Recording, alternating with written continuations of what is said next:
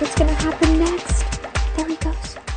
Oh, hey everyone. Welcome to Studio Classroom on the Air. This is the place to come when you want your English to improve. I'm Rebecca, and I was just reading part of a really, really good book on my Kindle. Wait, what's a Kindle? That's a great question. It's a device that I use to buy books, and then I keep my books on this device and read those books. Well, I was reading The Adventures of Tom Sawyer. Are you familiar with that story? Well, today is your lucky day because that's exactly what we are talking about. Today's lesson is called The Adventures of Tom Sawyer. And here's something we're going to discuss: making mischief in a small town on the Mississippi. Well, friends, I know you have your magazines. Make sure they're open to today's lesson. And it's time for us to get started. So, let's go. The Adventures of Tom Sawyer. Making mischief in a small town on the Mississippi. Tom Sawyer lives with his Aunt Polly and his half-brother Sid in the Mississippi River town of St. Petersburg, Missouri. Sid is a very good boy, but Tom would rather play and make mischief than go to school. One Friday, Tom plays hooky from school and gets his clothes dirty in a fight. Tom has to paint the fence as punishment, but Tom is tricky. He soon convinces his friends to trade him their treasures for the privilege of painting the fence for him. And I'm actually very excited about today's lesson. We are talking about The Adventures of Tom Sawyer. When I was in high school, I believe I was high school, I was required to read this book as well as the book about Huckleberry Finn, the sequel. Well, yeah, Tom Sawyer, Huckleberry Finn, they were good friends. I forget which one I had to read in high school, but I think I ended up reading both of them. They are classics, friends. They're by the author Mark Twain, and he was alive in a very interesting time in the United States. I think a lot of people had very unique ideas about religion and life and culture and things like that, and so you can see a lot of that in the way that he writes his books. But The Adventures of Tom Sawyer really is just a fun book to read, even now. It really is. And Tom Sawyer, he is quite a character. That's just a fun way of saying that he had a very special personality. Well, we read here, making mischief in a small town on the Mississippi. Tom Sawyer lives with his Aunt Polly and his half-brother Sid in the Mississippi River town of St. Petersburg, Missouri. Okay, so that's another way of saying that this town was close by, or we could even say on, the Mississippi River. It's very close to the Mississippi River. Sid is a very good boy, but Tom, on the other hand, would rather play and make mischief than go to school. Does that sound like anybody you know, Rebecca? Yes, that sounds a lot like my kitten, Mittens. Your kitten would rather play than go to school? Well, no, she's just very mischievous. Oh. Now, this word mischievous doesn't appear in the lesson, but the word mischief does. And we wanted to take a look at this word. Oftentimes, you may hear people pronounce this word as mischievous. I actually grew up hearing this word pronounced as mischievous, but the proper pronunciation is mischievous. And it just means that someone is very, very, very curious about stuff. They usually get into trouble because they're just really overly curious. You know, a long time ago, there was a comic, at least in the United States, called Dennis the Menace. And some movies even were made about this kid who was very mischievous. He was always getting into trouble and making other people get into trouble too, causing kind of silly things to happen. I think an animal that is mischievous is a raccoon. So if you ever see a raccoon digging through your garbage, you can say, that mischievous raccoon, get out of here. That's right. I do not like to find raccoons going through my garbage. Well, we read here, one Friday, Tom plays hooky from school and gets his clothes dirty in a fight. Now let's take a look at those words to play hooky. This just means that you stay away from school without permission. So perhaps you leave the house, you say goodbye to your mom and dad as if it's a normal day, but rather than go to school, you go somewhere else. So it's different from, say, you're sick and you're just at home and you can't go to school. So that's the idea. Exactly. You're telling your parents that you're actually going to school, but you don't go to school. And I got to say something. I've done a lot of mischievous things in my life, but I never played hooky. I was always in school when I should have been. Well, good for you. That's something you don't want to do, play hooky. Please and that's something don't. I don't have in common with Tom Sawyer, even though we're both mischievous.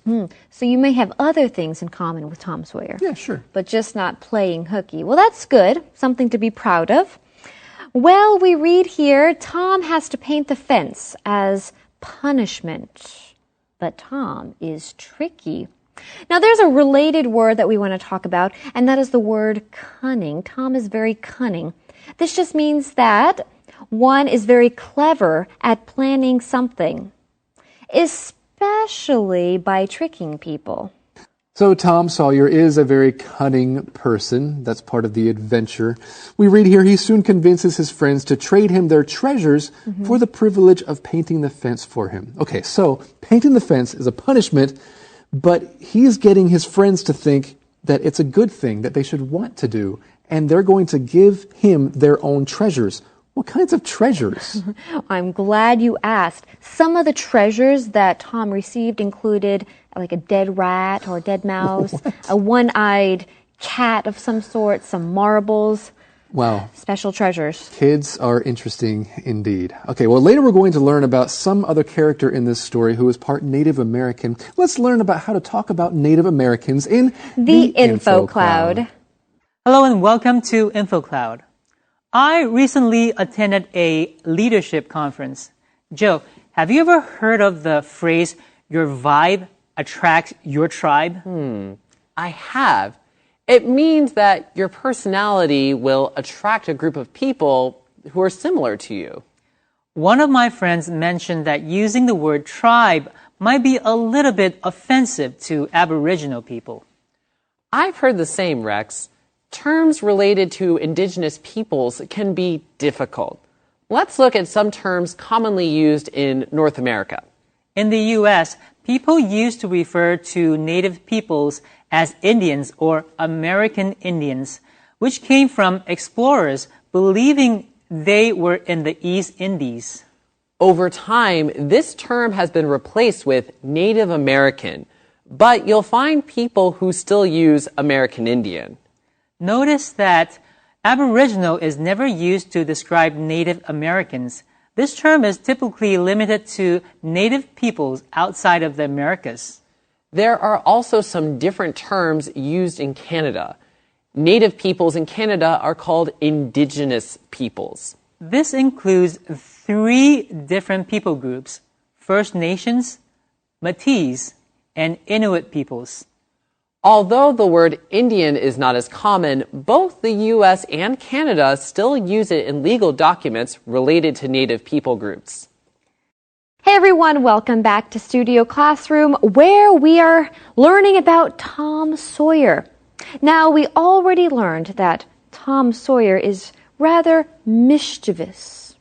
He enjoys playing hooky, and he's rather cunning. He is so cunning that he was able to convince his friends to help him paint a fence in return for, well, they had to give him their treasures. Well, there is a new girl in town. Let's learn about this new girl. The Adventures of Tom Sawyer. There is a new girl in town. Her name is Becky Thatcher. Tom persuades her to get engaged to him. But when she finds out Tom has been engaged before, she breaks up with him. After this heartbreak, Tom and his friend Huckleberry Finn visit the graveyard at night.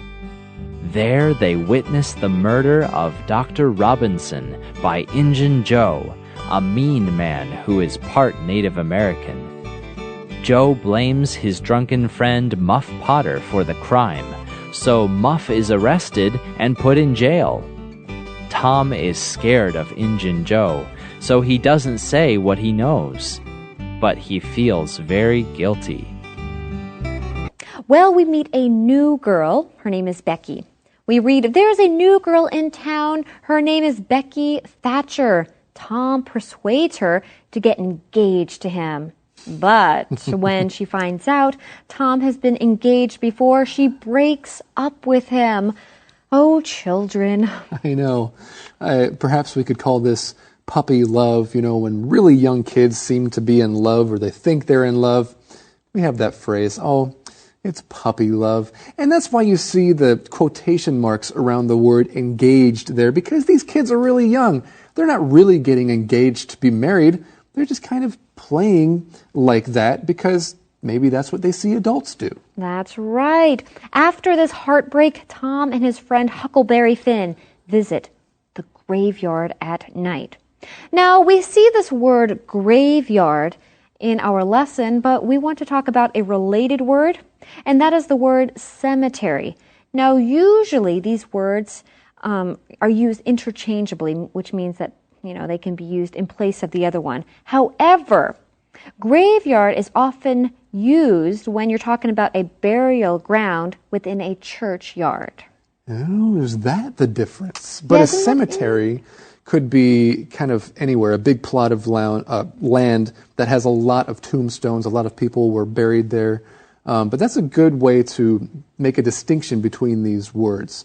So if you see a church and it has a lot of tombstones around in the back, that's a graveyard. Right, exactly. So apparently that is the difference between the two, based upon something that I read online. Okay. Well, friends, cemetery, graveyard. Here we're learning about how Huckleberry Finn and Tom Sawyer visited one of these places at night. A scary place to be at night, if you ask me. There they witnessed the murder of Dr. Robinson by Injun Joe, a mean man who was part Native American. So these kids called him Injun Joe. Now, Injun, you might already guess, it kind of sounds like the word Indian, and so that was their nickname for him, Injun Joe. Joe blames his drunken friend Muff Potter for the crime. So Muff is arrested and put in jail. Tom is scared of Injun Joe, so he doesn't say what he knows. But he feels very guilty. Now, we've talked a lot about Tom Sawyer, but Gabe, I want to ask you a question. Oh, a lot of questions. Yes. Do you know who the author of this book is? Well, I said earlier, his name is Mark Twain, and he's a handsome guy with bushy hair and a nice mustache. Right, but do you know his real name? His real name? You mean he wasn't using his real name when he wrote this book? No, what's his real name? Well, Samuel Clemens. That's right. So oftentimes people do refer to Mark Twain as being the author of Tom Sawyer, but his actual name is Samuel Clemens, and Mark Twain is just a pen name. That is a name he used when writing books. Yeah, sometimes we would call it a pseudonym, right? And perhaps to him it sounded better than Samuel Clemens. Perhaps. But anyway, this has been fun. It hasn't been too much of a challenge, I don't think, but right now it is time for the SC Challenge. All right, for today's SC Challenge, we have a slightly different game. But before we get into that, let's find out who today's players are. Hey friends, it's Pauline. I'm always up for a game. Hello, this is Josh, and I like to play games, and it's always fun to play with Pauline. Okay, friends, today's word bank words and more information words are mischief, hooky, privilege, graveyard, witness, the verb, and guilty. I'm going to read some statements here. Our two players are going to try to give me either a good response for these statements, or they can just continue the thought that I have. And they have to use one of the words in the process. However, you can only use each word once. And because it's going to be hard for me to decide who has the best response, friends, you be the judge. Okay, so you're each going to give me a response for each of these sentences that I read. The first one is simply, I'm going to the bank. I'm going to the bank. So, Josh, do you have a response for that? I'm going to the bank. It's my privilege to earn a lot of money. Excellent. Pauline, I'm going to the bank. Really? It looks like you're up to a lot of mischief. Oh, both are excellent. All right, now you cannot use the words privilege, Josh, or mischief again, Pauline. Here's number 2. Many travelers in Europe like to use the Eurail pass.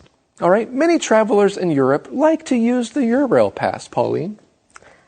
It is a privilege to get to travel that way. Excellent. Josh, many travelers in Europe like to use the Eurail pass. Travel is very enriching. It's just not playing around or playing hooky. Excellent use of the word hooky. Okay, number 3. Did you know that magnets can help treat depression? Josh, did you know that magnets can help treat depression? You know, I would think that magnets treating depression would be strange, but actually I witnessed that working. Excellent, you witnessed it. Pauline, did you know that magnets can help treat depression? That's funny. I was going to use the same word. I was going to say I'd have to witness it to believe it. Excellent. Okay, great. Number 4. If you were going to make YouTube videos, what would you make them about? Pauline, if you were going to make YouTube videos, what would they be about? Well, it would probably be about interesting graveyards. Interesting graveyards. Okay. Josh, if you were going to make YouTube videos, what would they be about? Well, Gabe, I have to admit, I'm actually guilty of already making YouTube videos, and I make them about scuba diving and traveling in Asia. Excellent. Okay. Number 5, what's a good argument for studying online? Josh, what's a good argument for studying online? Well, you can even do it during the graveyard shift. You could do it during the graveyard shift or overnight. Excellent. Pauline? Well, you don't have to worry about playing hooky because there's no classes to actually go to. Great job, you guys. That is all the time we have for today. Friends, how would you have completed these sentences? What was your best response? We'll see you next time for another SC Challenge. I just love the story of Tom Sawyer. Now, we already learned that Tom Sawyer has been engaged, but then the engagement was broken off, and poor Tom Sawyer, his heart was broken. We also learned that there was a murder, and Huckleberry Finn and Tom Sawyer both witnessed this murder. Well, friends, what's going to happen next? You better join us next time as we continue this story of Tom Sawyer right here on Studio Classroom.